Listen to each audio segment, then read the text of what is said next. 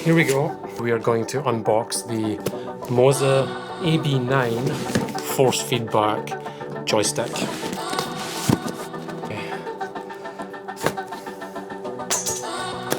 A few tabs. This is super exciting. Now this will be the first time that I've actually seen this in the flesh. I did not manage to get to Flight Sim Expo. Okay, I think the first thing that's coming out is the base. That is heavy.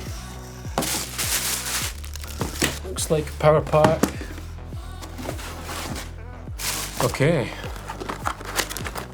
Let's have a look at this. That is, or looks like the power pack. Plug. USB cable, some tools.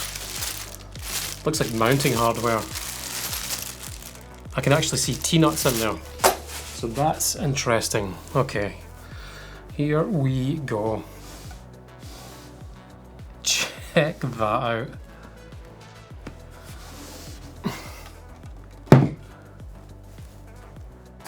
That is an absolute beast. That's metal all round. Definitely metal all round. Some sort of aluminum. It's got some rubber pads on the feet, maybe for a desk setup, although I have no idea why you would have something like this running on a desk. There's a couple of channels in the back. I did see some some T-nuts in that bag there, so I'm reckon that there is part of a potential mounting solution. We've got the Thrustmaster style stick interface and a leather boot.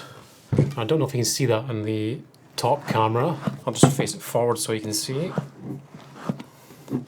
Now, it's not, it's fake leather. It's definitely fake leather. It feels fairly smooth to the hand right now, but that's obviously irrelevant because there's no power running to the base. I do wonder how that boot's going to hold up.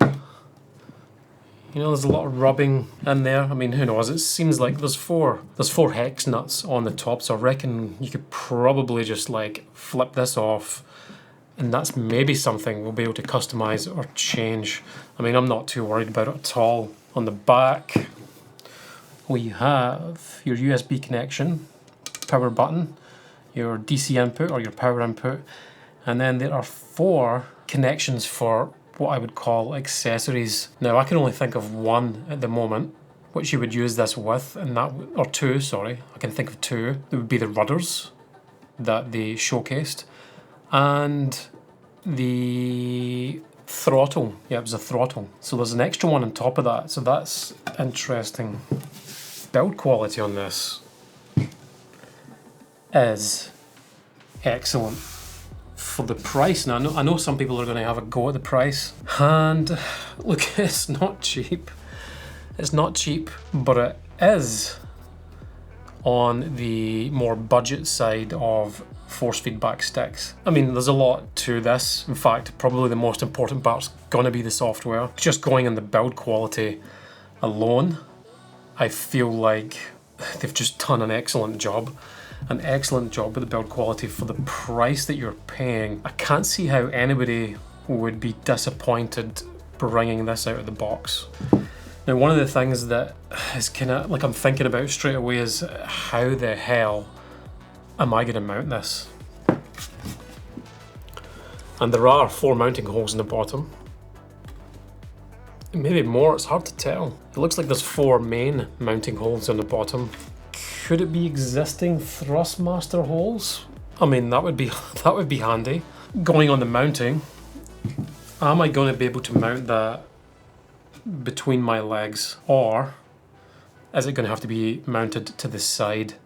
Now my gut feeling at the moment, or what I reckon is going to happen, is this might have to be mounted to the side. Maybe if there's an extension pole on here and the grip sits a little higher, maybe then I can have it mounted in between my legs. I just can't get over the build quality in this thing. I mean, that is just metal all the way around.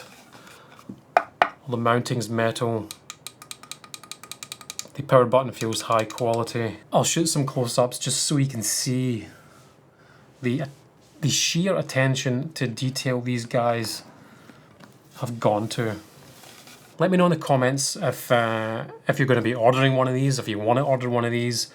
Is it something you're going to be saving for? Now, I do have an affiliate link in the description of this video. Unfortunately, there is no discount code. It's just simply an affiliate link. Anybody that clicks that or uses that, I'm super appreciative of that. You really help me build and run this YouTube channel. And if not, just type in MOZA AB9. Is it AB9?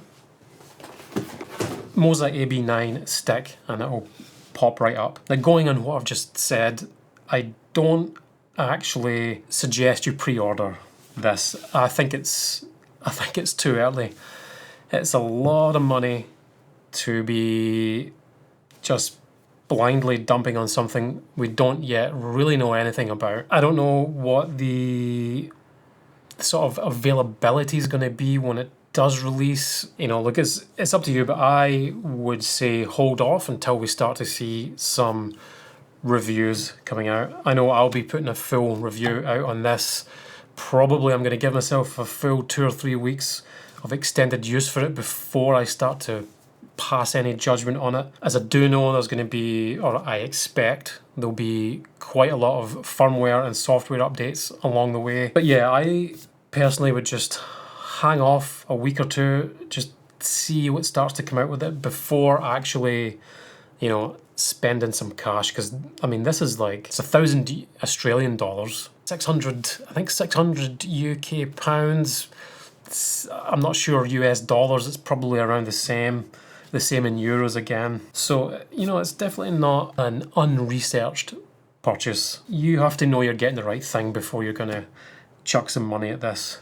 But I can tell you, first impressions, build quality alone, this is looking epic.